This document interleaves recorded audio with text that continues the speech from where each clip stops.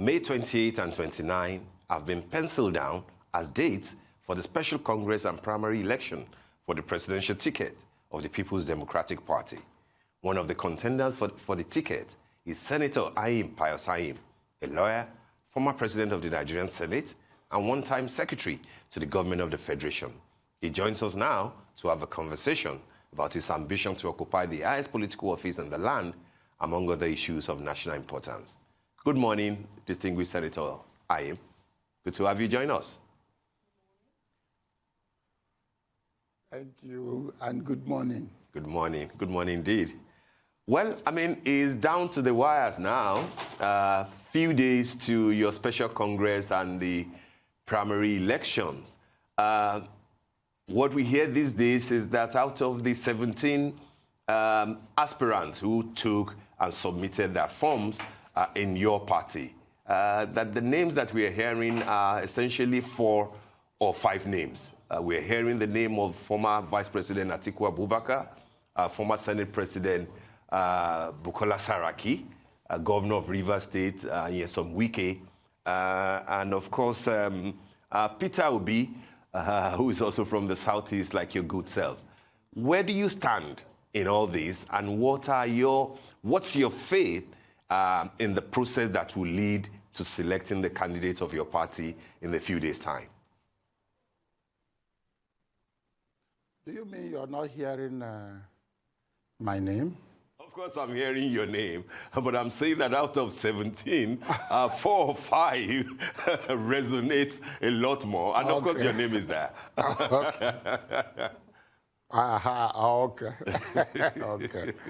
Well, I want to say, it's all a matter of strategy.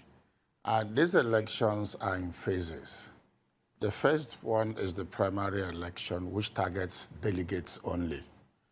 The general election. The issue is that at times people may jump in and deploy effort as if they are for the general election already, whereas the primary election is the very thing that is on the table. And you remember that the primary election is only for a certain number of people who are delegates. And I can tell you that don't discount anybody, whether so visible or not, because some people deploy a whole lot of publicity strategy. Some people deploy a whole lot of effort for visibility. But some people are also quite on ground hitting the targets only. So it depends on the strategy of the aspirant. But I think what is important is that the die is cast. And everybody who had returned his form will now present himself for the election. And even as it were now, the number of delegates had been quite reduced, which means much of those efforts may be out of target. So I think anybody who bought the form, submitted the form, actually would have intended to run the election. And remember that we are not just 17. I think one person was disqualified, and I am not sure he has made much effort to challenge his disqualification. So maybe about 16 of us. So give everybody equal opportunity. All of us goes to the field, and whatever becomes the outcome. Thank you. All right, Senator Anyim.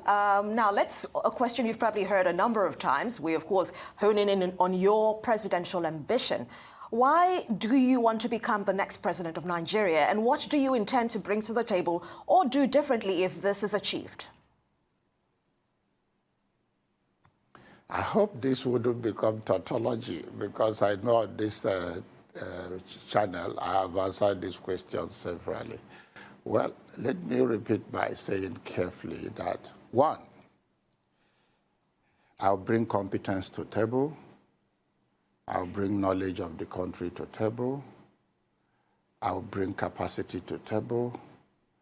And indeed, I have one special uniqueness, very peculiar to me. I'm a consensus builder. I'll be able to bring every segment of the polity to table to reach consensus on the critical national issues that divides us. Because without unifying the country, you may not have a country. And without having a country, you may not address the other indices of a failed state that confronts us today. So I want to believe that by my exposure, by my experience, by arising from the vantage positions I have held, I am quite in a position actually to bring everybody together to build a new foundation for which we build our country.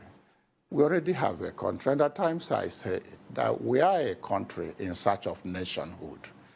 Getting this nationhood in place is the critical challenge we have. All other things you see are manifestations of that lack. Now, building the nation requires that everybody must commit to it. And for everybody to commit to it, everybody must be convinced that he's protected within it, that he's accommodated within it, and it is in his best interest. And I have insisted most of the times that the problem we are having today may not be just only economical, as some people may single it out, but the major foundation is political. So if we are able to reach consensus on the structure we want to operate, on the governance system we want to operate, on the ideals we want to attain, then, and all of us commit to it to build a nation based on those ideals, I think that will give the foundation for peace, that will give the foundation for growth, that will give the foundation for progress. And the whole idea is that you must generate patriotism, without which you cannot build a nation. I am that nation builder. I am that crisis manager, and I've demonstrated it everywhere I had worked. When I became president of the Senate, it was at the worst point in the history of the Senate. I was able to bring solutions on the table that addressed everybody's fears. And when everybody saw that I had no personal agenda and I had no ethnic agenda, everybody joined hand with me, and we were able to stabilize the Senate. I am offering that the Nigerian polity is at the point the Senate was when I entered as the president of the Senate, and I was able to build consensus and stabilize it. Give me opportunity today, I will stabilize this country for growth, for peace, for prosperity. All right, Senator Anyim. Of course, I'm familiar with all that you have said, which you know, just like you pointed out to, these are things that you have repeated for a long time, which, you know, must obviously be sinking in the minds of Nigerians. But of course, however, you know that lately, the leaders of the southern and middle belt region of the country have once again met and were unanimous in saying that power for equity, for justice, for balance, and for fairness, that power should come to the southern part of Nigeria. And not only that, they were also specific in saying that power should go to the southeastern part of Nigeria, where you are from. If that,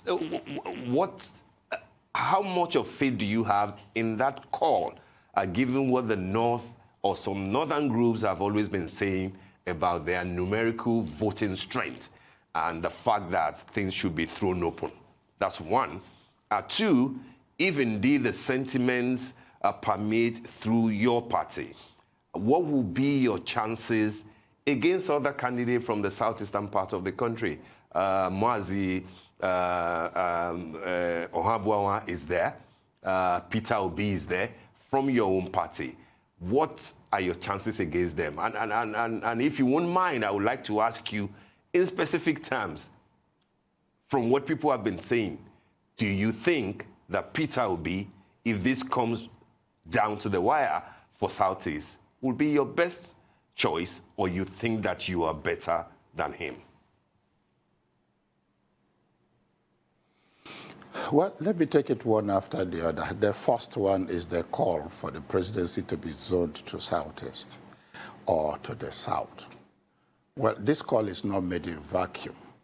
The call is based on the principle of rotation, which is part and parcel of the constitution of our party. It's based on the principle of federal character, which is part and parcel of our national constitution. It's based on our conventions and practice as a nation, that as a federating nation, that every segment of the federation should have an opportunity to be on the table alongside others part-time. And this is also in line with the principles of nation building. When you have a multi-ethnic nation, the ideal thing to do is to find comfort for everybody so that everybody will commit to that nation. And I have given instances severally that if you go to Lebanon, they zone, even in their national constitution, they zone the key political offices, even ministries. And maybe that's what has kept them together. If you go to Switzerland, they still rotate the leadership of the country. The whole idea of this is to maintain stability in that nation and to allow the nation build and grow. So it's not necessarily a vacuum, but I think the real issue is, are they really talking to the right audience? Because eventually this call is morally and soundly made. But within the parties, I am not sure it is penetrating, because eventually, no matter how you look at it, it's still the outcome of the primary election that will decide who picks the ticket, and wherever he comes from may not matter. But we believe that the cause should weigh in on the delegates. So for me, at times we worry about the peace of the country, but little things that secures that peace, we overlook them. So I really think that it is important that maybe those calls are heeded too. But whether or not we operate a national constitution that takes precedent over all that. So that's the mood of the moment. That's I identify with the call because it has a basis. It's not coming from nowhere. And I believe to build a nation, everybody must have a sense of equity, a sense of belonging, so that he can patriotically commit to building that nation. I believe the electorate will heed to the call. Now, on the second question, which is my chances among the aspirants from the Southeast. Well, I think about 5 of the aspirants are from the Southeast. Mazoha Boma, you said, P2B, you said, Anna Kwenze from Anambra. I think the person disqualified is from Abia, then the other person is from Enugu. You remember when I held a kind of a wake-up rally for the entire zone in Enugu on the 6th of January. I called on all my brothers and sisters, irrespective of party, who desire to aspire to this position, to step forward, and let's go for it. And after that, you also remember that the aspirants from the East met. I was there, Ohabunga was there, Anna Kwenze was there, P2B was there, and we agreed that we should work together to ensure that the position is zoned to Southeast. Centrally, most importantly, to the Southeast. Whoever benefits from it, to God be the glory, as long as it is the Southeast. And I want to say that amongst us, we have been collaborating and we have nothing against each other. Let me also say that if you ask me particularly what will be my chances over and above them, it may not, if you ask me to vote for myself, to cast a vote in this, of course I should vote for myself, but that's not the issue. I think the point we are making, arising from the first question, which is zoning, is that, look, the president to be elected, wherever he's going to come from, will be a president of Nigeria, not president of the region from where he comes. And what we are saying is, which is also what one conference that some key leaders in the Southeast held, the Great Nigerian Conference, that was also their aim. They are saying, okay, these are the caliber of people from the region, choose one. Because that person is going to be the president of Nigeria, not the president of Southeast. So for me, whatever choice made by Nigerians will be acceptable to all of us from Southeast. So it's not for me to decide or to choose amongst us. And I want you to know that we are not competing amongst ourselves. We are saying it should come to our zone. And for which reason, whoever Nigeria chooses is okay by all of us. Now, the third question is whether between Peter Obi and myself, again, I want to say that there is no competition between me and Peter. Peter is my brother, and we are fine with each other, extremely fine with each other. Two, our strategy, our campaign strategies are different. He has his own strategy, I have my own strategy. And we are going about it without any ill feeling. So for me, again, it is not for us to make the choice amongst us. It's for Nigerians to make the choice amongst ourselves. So whoever Nigerians chooses is okay by us. But are you not for consensus? You know, one of the leading aspirants in your party, Dr. Bukola Saraki, says it's for consensus. If it comes down to the wire that Southeast, should get the nod, don't you think that rather than have 4 of you compete against each other to produce the candidate of your party, is a consensus not, sit down together in a closed room and say, is it Peter, is it me, is it Mazi? Will you be open to that? Is that something that will be, acceptable to you rather than go out to the field and test your popularity? Well, when you talk about consensus, because you must know that we are into a political aspiration, and it is not easy for anybody to quickly drop his ambition because the other person approached him. And this aspiration is also not a very, is something somebody would have thought through before stepping into. So for consensus to be or to work, there may be a neutral platform to midwife it. And to the best of my knowledge today in the Southeast, there is no such platform. When the northern aspirants tried consensus, there was a neutral platform that actually midwifed it and announced their findings or results, so to say.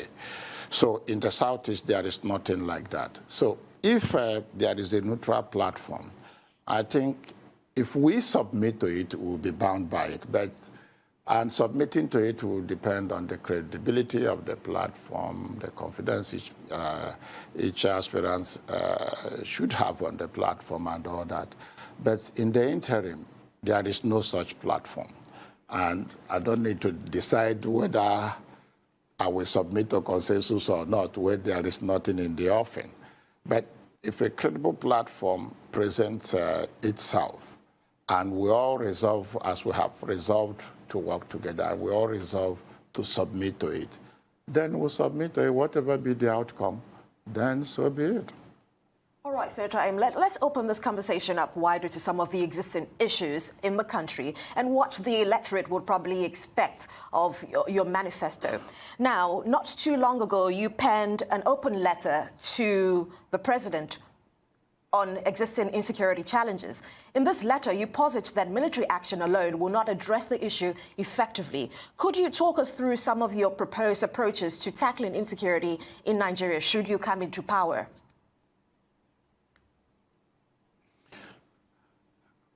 Well, again, I am sure that my position is in the open, is in the public domain. The truth of the matter is that I always try to get us to a clear understanding of the challenge before we proceed the solutions. The insecurity we have today is of different manifestations. We have insurgency, we have agitations, we have banditry, we have kidnapping, we have cultism, we have internet fraud, we have common criminality, which is armed robbery and all that. But common amongst all the manifestations had become, of course, it's an outstanding criminal dimensions to their operations.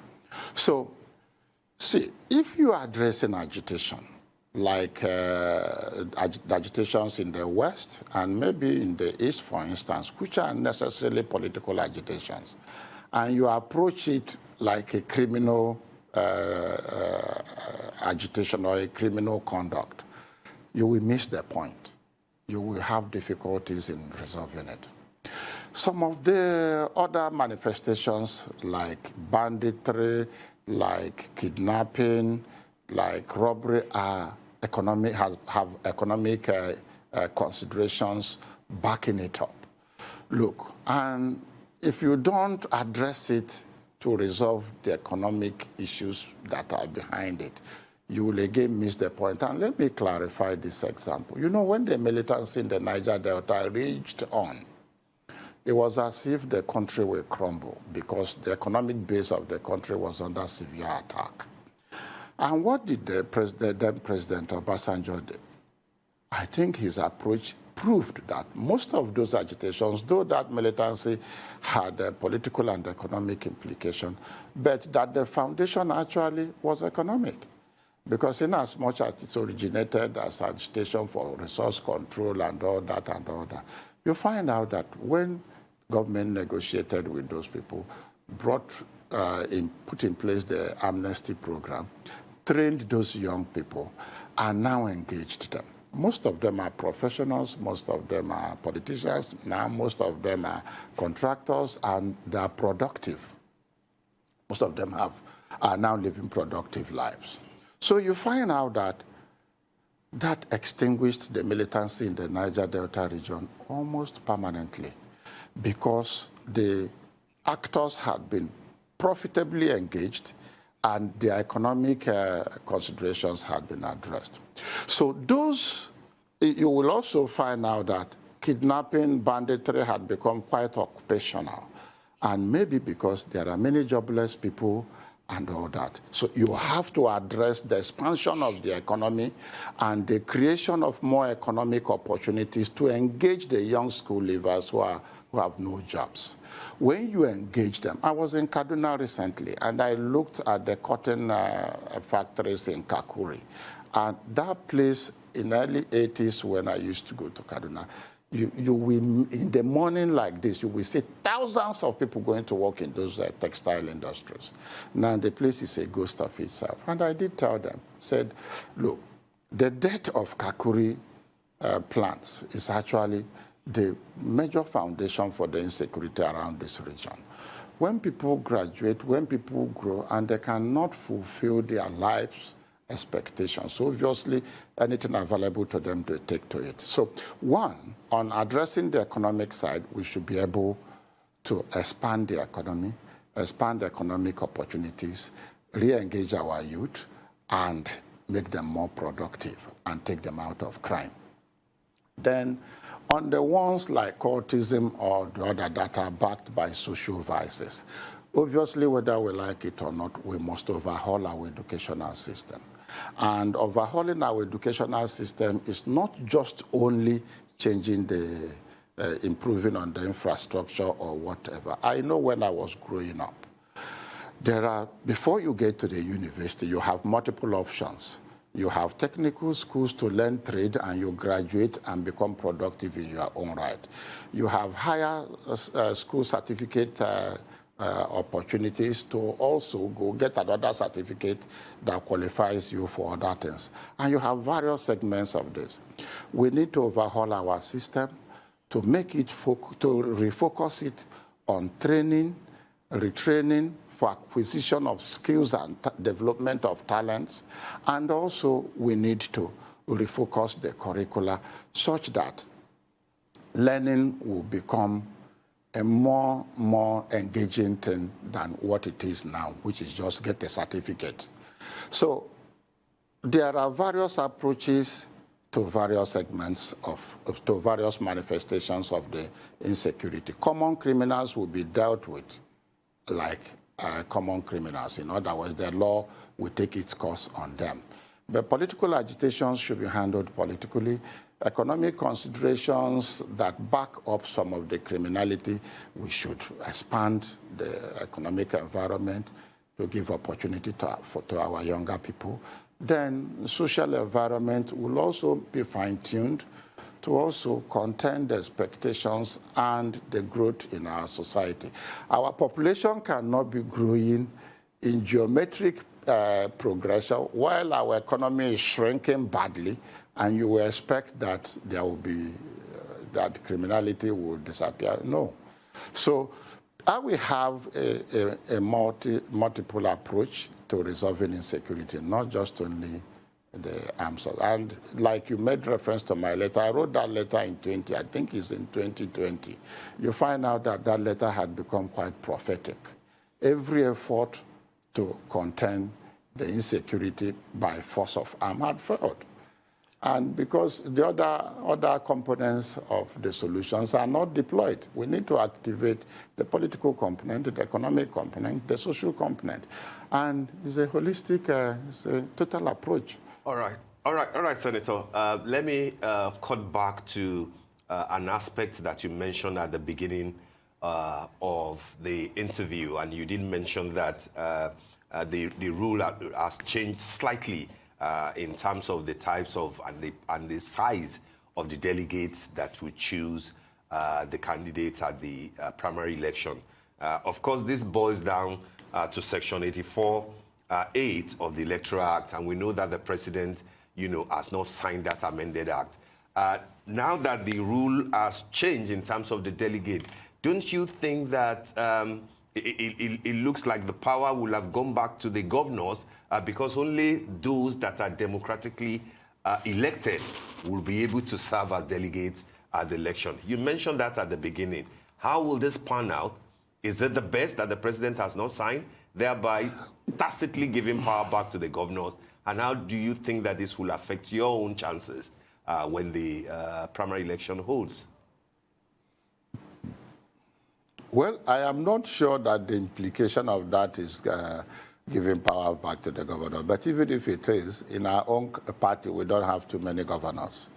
And however, we have about 3 governors running. But it doesn't give them any extra advantage.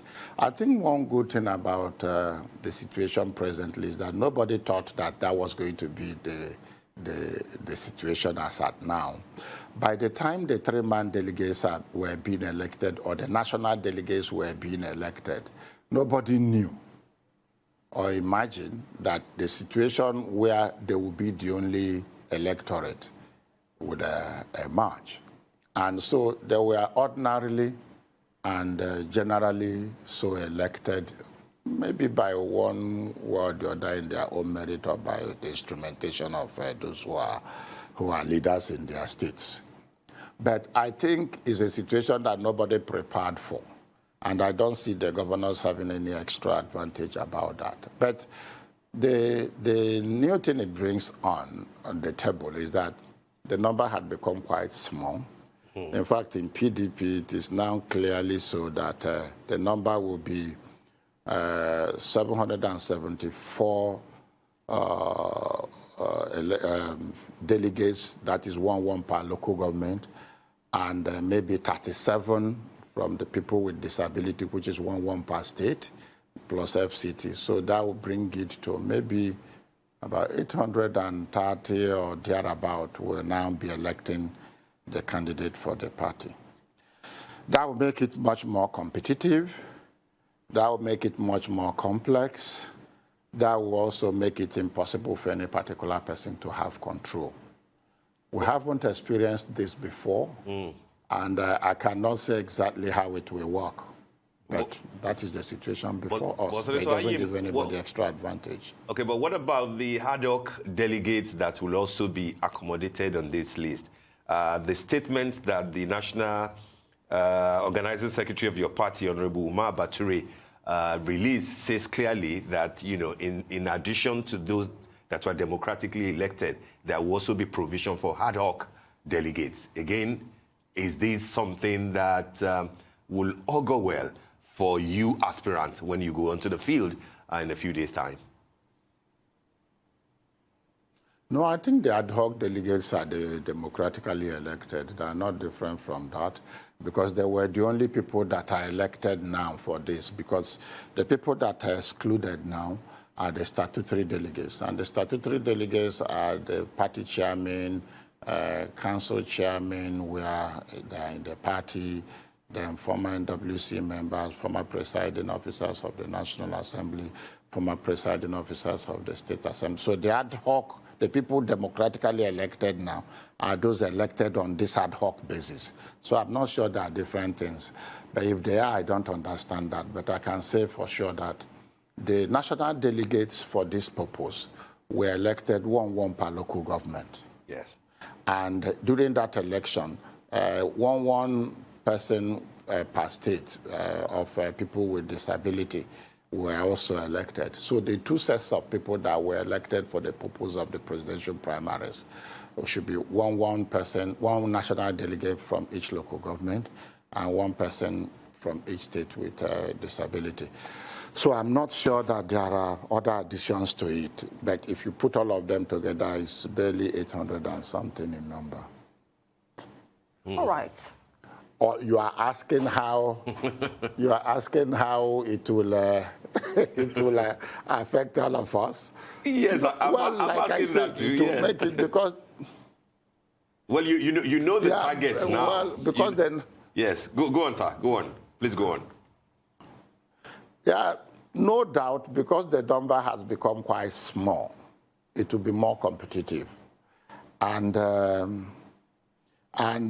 you find out also that this is also coming up at a time maybe there is no room for special campaign, on this, because everybody has been campaigning on the wider wider spectrum of so many delegates, about 4,000 plus delegates.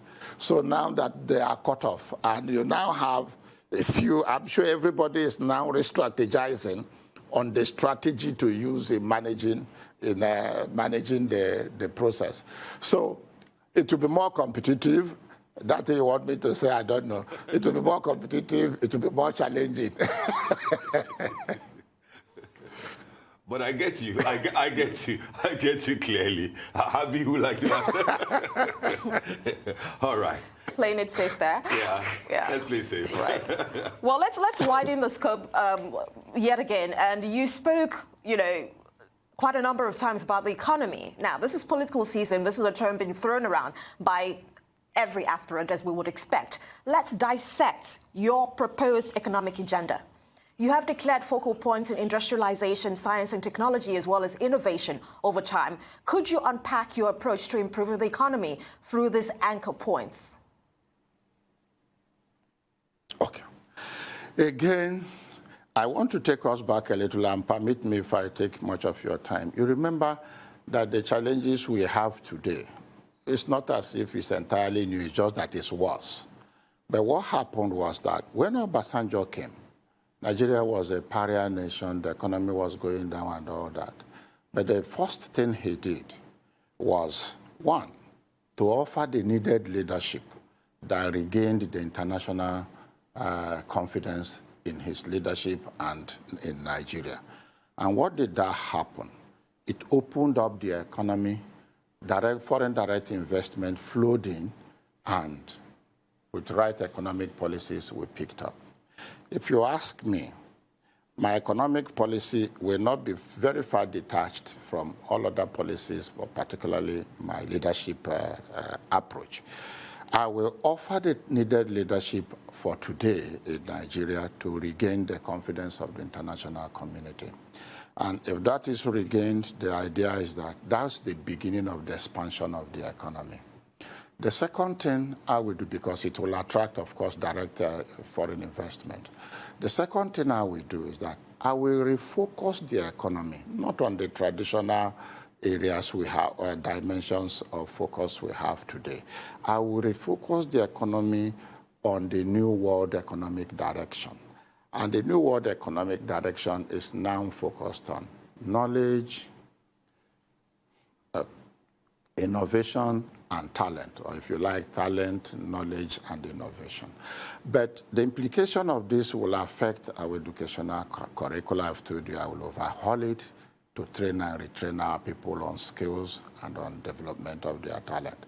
And by the time I refocus the economy on the direction the world is going, I'll be able to put in place policies that will certainly attract multiple investments into the economy and now drive the economy on the path of market-driven solutions. The idea here is that government should be able to withdraw largely from anything business.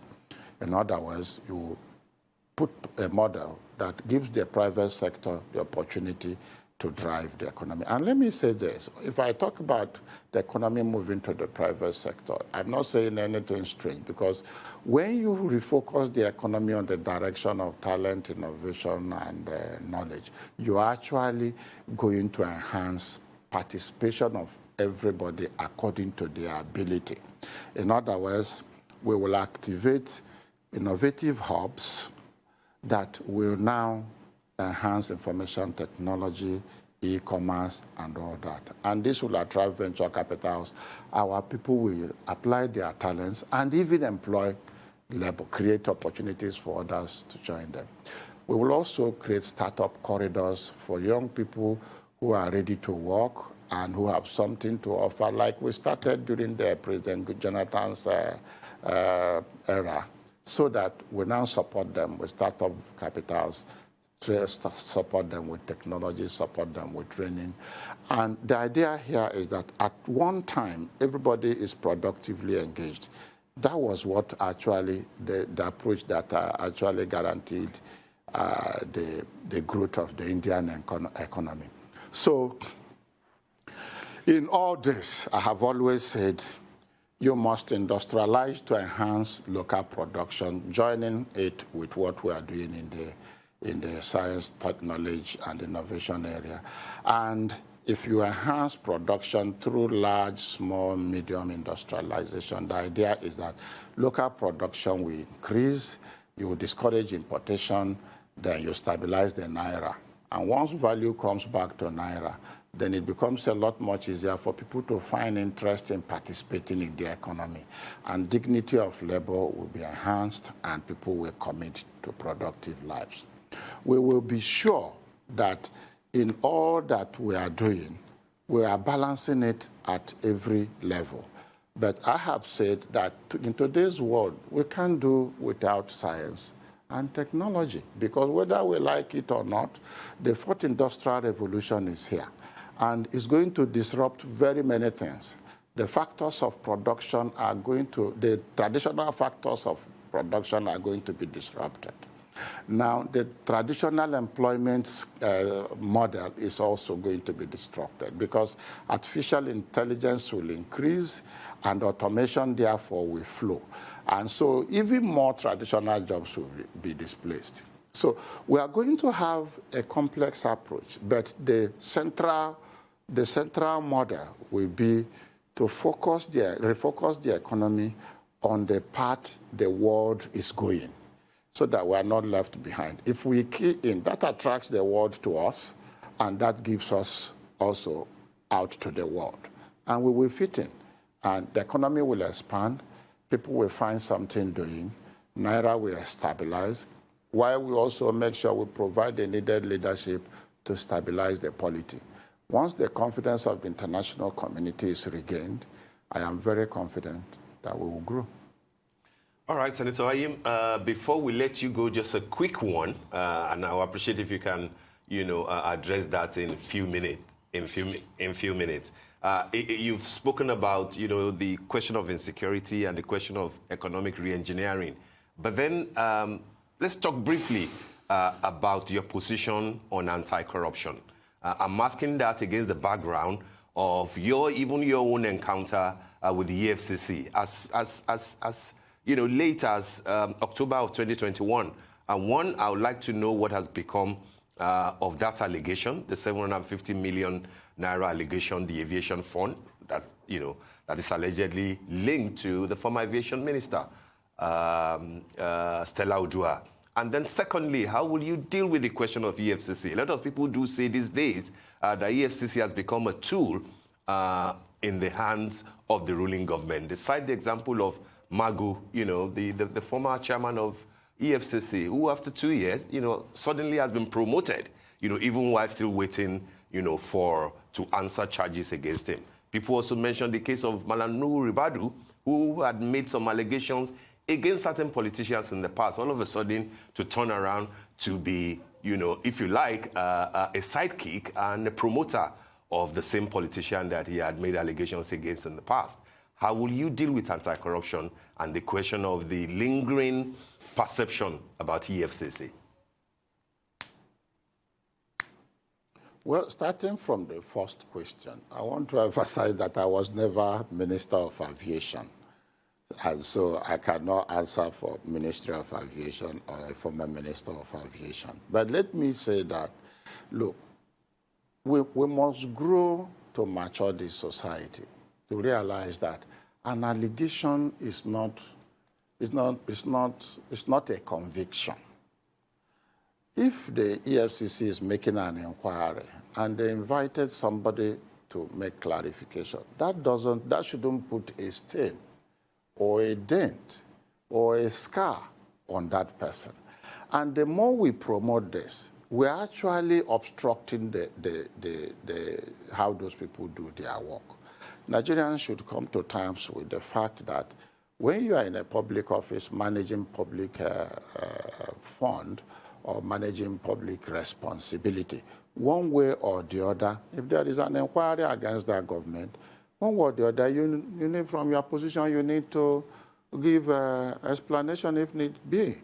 And I want to say that when people talk about the experiences is not only on the side of what is good or what is bad. It should be on anything whatsoever. So I want to say, first and foremost, let us not encourage a situation whereby once somebody is invited by EFCC, it becomes a stigma. It becomes a dent. No. Please, no. Otherwise, we are querying their modus, the way they operate. The way they operate is to conduct inquiry. If they satisfy themselves that that inquiry leads to something, then they take the next step. So just invitation should not please generate the level of dust it generates today in Nigeria. That is one. Then if you ask me how to manage the issue of EFCC,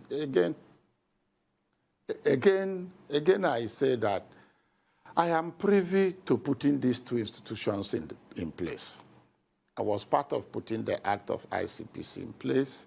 I was the leader of the Senate when we put the EFCC Act in place. I believe in them.